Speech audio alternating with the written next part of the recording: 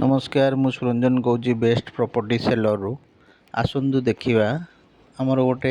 Floating project जोड़ा कि आपंकर बैंक फाइनेंस भी हो पार आउ घर बाड़ी प्लॉट अच्छी आ चारिपटे लोक सब ये घर करके आपड़ चाहिए भी नहीं सांगे सांग घर करें सब प्लॉट घर बाड़ी अलरेडी हो जाए आप बैंक फाइनेंस भी ये नहीं पारे।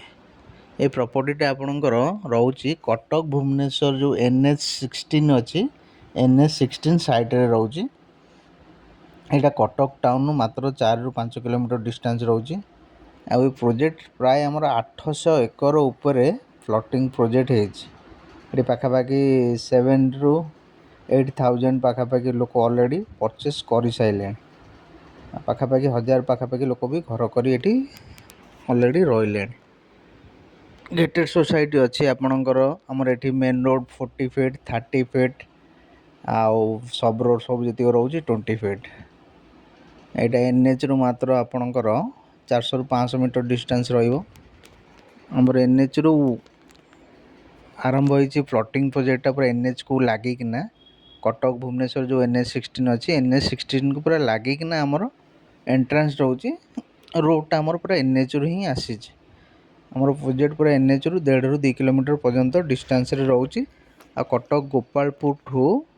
आम प्लॉट स्टार्ट है कटक प्रताप नगरी केनाल पर्यंत टोटाल 800 एकर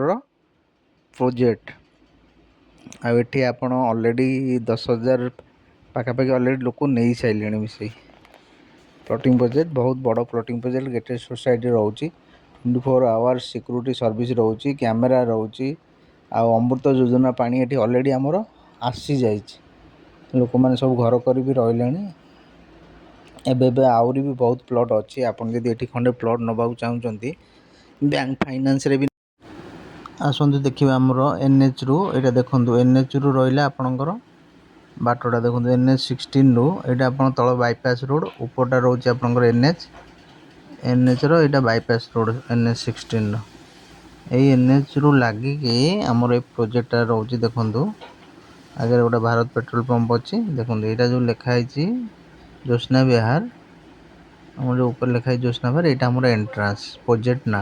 पूरा मारुति शोरूम साइड्रे आपंकर बाटोटा रही आम NH रु पूरा लगी रास्ता देखो यहाँ प्रोजेक्ट भितर को पूरा आम रास्ता जाऊँगी म्युनिसिपालिटी एरिया कटक